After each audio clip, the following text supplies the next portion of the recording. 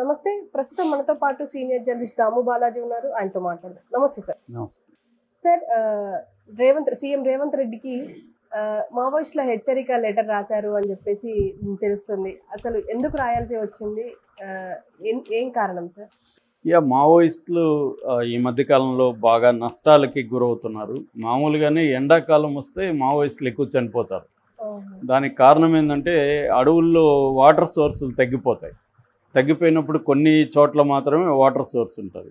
So దళాలు అక్కడికి వస్తాయి కాబట్టి పోలీసులకు కూడా అక్కడ కూంబింగ్ చేసే వాళ్ళకి కూడా పారామిలిటరీ పోస్ట్ కావచ్చు, స్పెషల్ బెటాలియన్స్ కావచ్చు, వీళ్ళకి కూడా ఐడియా ఉంటుంది. సో వీళ్ళు నీటి వనరుల దగ్గరకే వస్తారని. సో అందువల్ల వాళ్ళు అక్కడ కాపు కాసినప్పుడు దొరికిపోతుంటారు అన్నమాట వీళ్ళు. సో అదొక మేజర్ ప్రాబ్లం.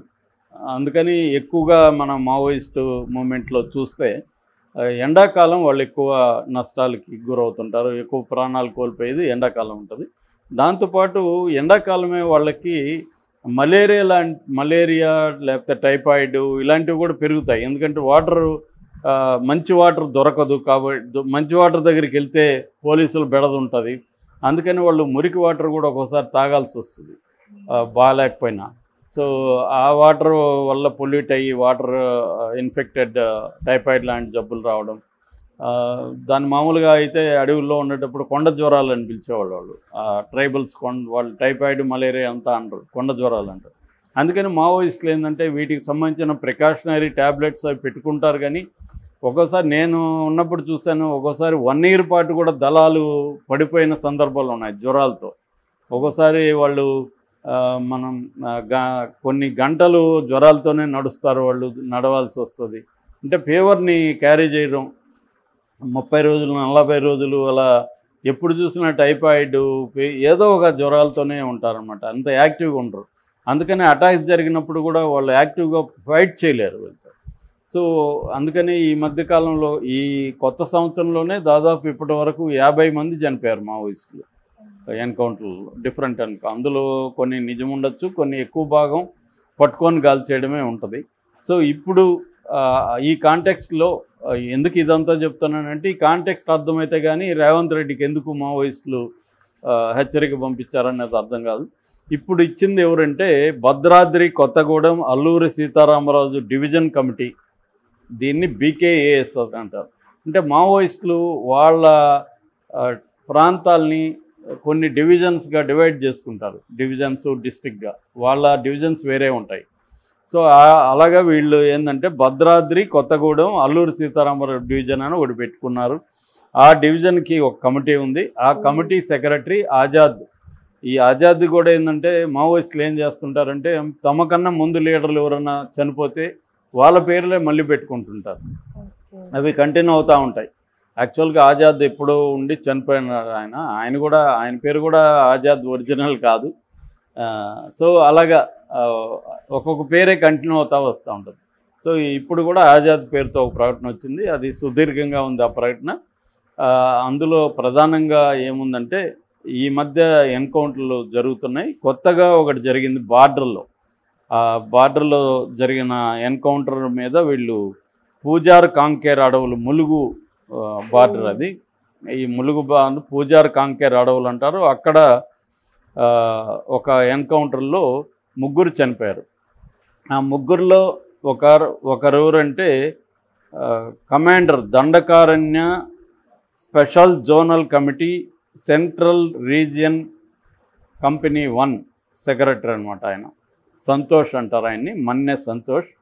ఆయనది వచ్చి జయశంకర్ భూపాలపల్లి జిల్లా కాటారం మండలం అంకుశాపూర్ అనమాట నేటివ్ ప్లేస్.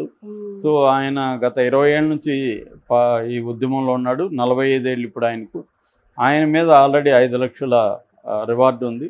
సో ఆయన ఇప్పుడు ఈ ఎన్కౌంటర్లు చనిపోయారు. వీళ్ళు ఏం ఆరోపిస్తున్నారంటే ఎన్కౌంటరు అర్లీ మార్నింగ్ 5 గంటలకి 5:30 గంటలకి మేము కూంబింగ్ చేస్తున్నాము.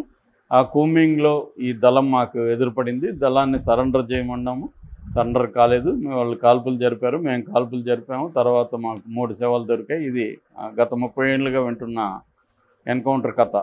అదే చెప్పారు పోలీసులు. సో అది జరిగింది. దాని తర్వాత సంతోష్, ఇంకొక అతను మణిరామ్ అనుకుంటా అతను. సో సంతోష్ అతను బాడీ గార్డ్స్ ఇద్దరు. అంటే ఈ స్థాయి నాయకులకి ఈ మధ్య బాడీ గార్డ్స్ని కూడా మావోయిస్టులు పెడతారనమాట. అక్కడే అడవిలో ఉంటా కూడా బాడీ గార్డ్స్ ఉంటారు వాళ్ళకి. సో మణిరాము తర్వాత సంతోష్ చనిపోయారు. ఇంకొక పేరు అనౌన్స్ చేయలేదు, అతన్ని ఇంకా ఐడెంటిఫై చేయలేదు. సో ఏదేమైనా వాళ్ళ ముగ్గురిని చంపిందా ఎవరంటే ఎస్పీ శబరీష్ పేరు చెప్తున్నారు వీళ్ళు. ములుగు జిల్లా ఎస్పీ శబరీషే ఈ దారుణానికి ఒడిగొట్టాడు. కాబట్టి శబరీష్ బాధ్యత వహించాలి. అట్లాగే రేవంత్ రెడ్డి ఎన్కౌంటర్కి బాధ్యత వహించాలి. ప్రభుత్వాలు ఎవరు మారినా కూడా రాజ్య స్వభావం మారదు అని కూడా వాళ్ళు ప్రకటించారు. ఇందాక నేను వేరే వీడియోలో చెప్పినట్టుగా హరగోపాల్ కూడా ఇదే మాట అన్నాడు, రేవంత్ రెడ్డితో అన్నాడు ఆయన సీఎం కాకముందు. మీరు ఇప్పుడు పౌర హక్కులు, ప్రజా హక్కులు ఇవన్నీ మాట్లాడతారు. ఇప్పుడు మీరు మళ్ళీ గవర్నమెంట్లోకి వచ్చినాక మీ ముందున్న గవర్నమెంట్కి మీకేం తేడా ఉండదు, దీన్నే మేము రాజ్య స్వభావం అంటాం. అంటే రాజ్యం అంటే అధికారంలో ఉన్న ఏ ప్రభుత్వం ఉన్నా రాజ్యానికి ఒక స్వభావం ఉంటుంది. అదేంటంటే ఉద్యమాలను అణచివేయడం, తమకి వ్యతిరేకమైన వాయిస్ని నొక్కేయడం, ఇది చేస్తారు. ఇదే జరుగుతుంది. సో ఆజాద్ కూడా ఇప్పుడు రేవంత్ రెడ్డి బాధ్యత వహించాలి, రేవంత్ రెడ్డి తగిన మూల్యం చెల్లిస్తాడని కూడా హెచ్చరించారు. మరి వాళ్ళు జనరల్గా వాళ్ళు చనిపోయినప్పుడు ఇట్లాంటి ఎన్కౌంటర్లు జరిగి చనిపోయినప్పుడు ఇచ్చే ప్రకటనలు ఇవి. కాకపోతే ఏంటంటే దాన్ని సీరియస్గా కూడా తీసుకోవాల్సిన అవసరం ఉంటుంది. అంటే ఇప్పటివరకు ఏంటంటే తెలంగాణలో ఉద్యమం పెద్దగా లేదు. నిజానికి తెలంగాణలో, ఆంధ్రప్రదేశ్లో ఉద్యమం తగ్గిపోయింది. దానికి రకరకాల కారణాలు ఉండొచ్చు. ఏదేమైనా మావోయిస్ట్ మూమెంట్ కానీ మనం దాని దాని గ్రోత్ చూసినప్పుడు అది మైదాన ప్రాంతాల్లో దాని ఉనికి కోల్పోయింది. దానికి ప్రధాన కారణం ఏంటంటే ముఖ్యంగా దళితులు, ఆదివాసీల్లోనే మావోయిస్ట్ మూమెంట్ ప్రధానంగా పనిచేస్తుంది.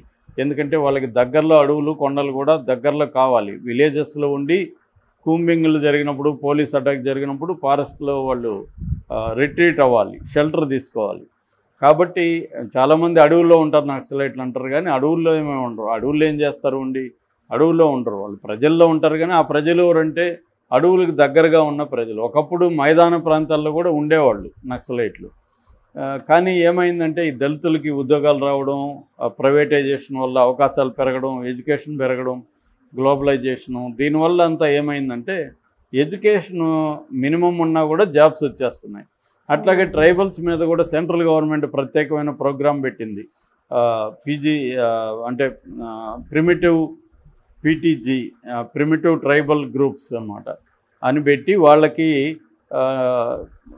7th 8th చదువుకున్నా కూడా డ్రైవరు, ప్లంబరు ఇలాంటి ట్రైనింగ్స్ ఇచ్చి స్కిల్ డెవలప్మెంట్ జాబ్స్ ఇస్తున్నారు. నేను ఆ మధ్యప్రదేశ్ ఇండోర్ నుంచి 150 కిలోమీటర్ల దూరంలో ఒక స్కిల్ డెవలప్మెంట్ కోసం ఒక ఎన్జిఓ తరఫున వెళ్ళినప్పుడు అక్కడంతా ట్రైబల్స్ అంతా ఎక్కువ మంది డ్రైవర్లు కనబడుతున్నారు. ఏంటంటే వాళ్ళు 7th 8th చదువుకున్నారు, వాళ్ళకి ట్రైనింగ్ ఇచ్చి డ్రైవర్స్. ఎందుకంటే మన దేశంలో డ్రైవర్స్ కొరత బాగా ఉంది. ఇప్పటికి కూడా పెద్ద ట్రక్ డ్రైవర్స్ ఉంటారు కదా, పెద్ద ట్రక్ డ్రైవర్స్ 6 లక్షల మంది డిమాండ్ ఉంది. ఈ 6 లక్షల మంది ఇప్పుడు ఎక్కడి నుంచి వస్తున్నారంటే పెరూ నుంచి, అలాంటి దేశాల నుంచి వస్తున్నారు. సో మనోళ్ళనే కానీ ట్రైనింగ్ చేస్తే 6 లక్షల ఉద్యోగాలు దాంట్లో ఉన్నాయి. అలాగా ఎక్కడెక్కడ ఉన్నాయో వాటి మీద ఫోకస్ చేసి సెంట్రల్ గవర్నమెంట్ ట్రైబల్స్ కూడా ఉద్యోగాలు ఇస్తుంది. అందుకని ఇటు దళితులు, ఇటు అభివృద్ధి చెందిన ప్రాంతాల్లో ఉండే ట్రైబల్స్ కూడా మావోయిస్ట్ మూమెంట్లోకి వెళ్ళడం మానేశారు. ఎందుకంటే అక్కడికి వెళ్ళడం వల్ల నిర్బంధం, అరెస్టులు, చావులు ఇవన్నీ ఉంటాయి. సో అందుకని మావోయిస్టులు కూడా ఏం చేశారు, మెల్లమెల్లగా వాళ్ళు కూడా లోతట్టు ప్రాంతాలకి, అడవుల్లో డీప్ ఫారెస్ట్లో ఉండే ట్రైబల్స్ ఉంటారు కదా, ఆ ట్రైబల్స్ రెవెన్యూ విలేజ్లు కూడా కావు. అంటే మొత్తంగా మన ఇండియాలో 500 రకాల ట్రైబ్స్ ఉన్నారు. 500 రకాలు ఉంటాయి. అందులో 50 రకాలు వెరీ వెరీ వెరీ బ్యాక్వర్డ్. ఆ 50 రకాల ట్రైబ్స్ దగ్గర ఇప్పుడు మావోయిస్టులు కూడా పనిచేస్తున్నారు. అందుకనే మనకి ఇక్కడెక్కడ మావోయిస్టులు కనిపించట్లేదు. కానీ అక్కడికి కూడా గవర్నమెంట్ వీళ్ళని పంపించి అక్కడి నుంచి కూడా మావోయిస్టులను తరిమేయాలని చెప్తుంది. ఎందుకంటే ఇంటర్నల్ సెక్యూరిటీ విషయంలోకి వస్తే అది పెద్ద ప్రమాదం. ఎందుకంటే అడవుల్లో ప్రభుత్వానికి కూడా ఎక్కువ అవసరం ఉంటుంది. ఎందుకంటే ఇండస్ట్రీస్ అంతా అడవుల్లో నుంచే వస్తాయి.